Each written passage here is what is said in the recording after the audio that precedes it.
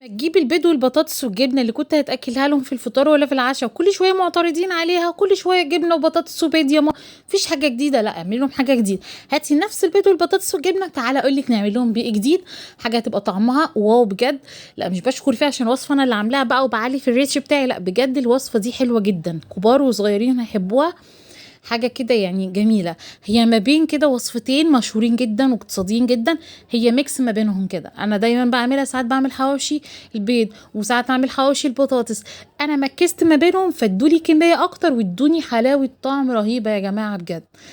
اول حاجة سمي بالله كده واعملي لايك، وندخل على الوصفة الخطيرة بتاعتنا. اول حاجة هاتي بطاطساية كده حلوة وبشوريها، بطاطساية كده وسط وبشوريها، وبعد كده معلقة سمنة على معلقة زيت، وشوحي فيها البطاطساية مع ملح وفلفل اسود وشوية بهارات لحمة. البهارات اللحمة هنا بتنقل الوصفة بتاعتي في حتة تانية خالص، وانا بستخدم بهارات لحمة ابو عوف، اي بهارات بقى انت تحبيها، بس انا بحب دي بالذات.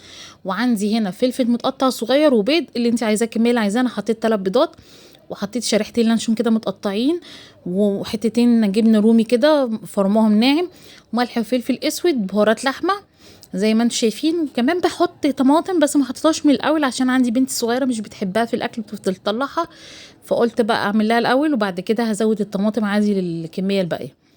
هنقلب بقى كده مع بعض زي ما انتم شايفين. يبقى اللانشون، واللانشون بيدي طعم حلو جدا. مش عندك لانشون حطي، لو عندك سوسيس بشوريه، ما عندكيش عندك حتتين بسطرمه برضو جميله، اي حاجه من العائله الكريمه هتدينا طعم حلو مع الفلفل والطماطم. والجبنه الرومي، شريحتين جبنه رومي مش كتير ولا حاجه، بس هي جبنه رومي قديمه حادقه شويه فبتدي تيست حلو. وبعد كده بقى وطبعا البطاطس هي اللي مكتره عندي ومديها طعم حلو جدا، لان انا مشوحاها مع سمنه مع زيت مع توابل اللحمه. توابل اللحمه خطيره بجد يا جماعه، والملح والفلفل الاسود، دي التوابل بتاعتنا.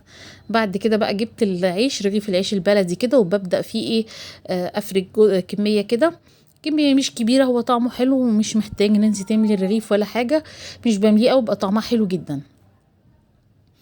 بس كده. وببدأ بقى ايه، هرش عندي الزيت من الناحيتين واحطه في طاسة وهدي النار كده عليه واحدة واحدة لحد ايه ما يتحمر من الجهتين. وبعد كده اهو اول واحد طلع، انا وريته لكم، بعد كده اوريكم تاني، بس ده اول واحد طلع خالص. وطبعا ده اتاكل يعني قبل ما يبرد كان متاكل. الريحه يا جماعه، عايزه اقول لكم ان الخلطه نفسها قبل ما تسوي منها حاجه، الخلطه نفسها وانت واقفه جنبها حته خطيره. هنا كنت بحاول افتح الرغيف مش راضي يفتح باي شكل، كل شويه عمال كأن الرغيف صاحي ما اعرفش في ايه، عمال يرجع كل شويه. المهم ان انا ايه، في الاخر هو يتاكل وخلاص. فانا اكلته بقى، طعمه خطير خطير خطير.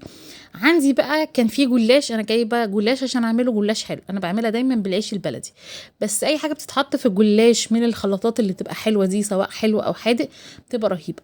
جبت 2 كده ورشيت ما بينهم زيت، مش محتاجه سمنه، هو سمنه تبقى دسمه قوي، هي حلاوتها كده، حطي رشه زيت بس. وبعد كده بقى ايه، حطيت الخلطه بتاعتي في النص. هنا عايزه اقول لكم ان انا كنت زودت تاني بطاطس بتكتر الكميه وطعمها جميل، لما بتحطي كمان عليها باقي المكونات بتديها طعم رهيب جدا. ادي ايه كانت اخر حاجه بقى، كانت اخر، انا كده كنت خلصت كل الكميه اللي انا عملتها، ودي كانت اخر حاجه حطيتها ايه، في الاتنين الوحدتين الجلاش دول. بصوا دي كمان بقى تلاقوها احلى كمان، يعني دي فظيعه بجد. اهي نبدأ بقى ايه، نحطها في طاسة برضه، هنرشها رشة زيت من الناحيتين وعلى نار هادية لحد ما تاخد معايا ايه لون جميل كده. جربوها وربنا يحسن ما بين ايديكم جميعا يا رب، والف هنا مقدما. وما تنسوش في اللايك يا حبايب قلبي. شكرا قوي، سلام عليكم.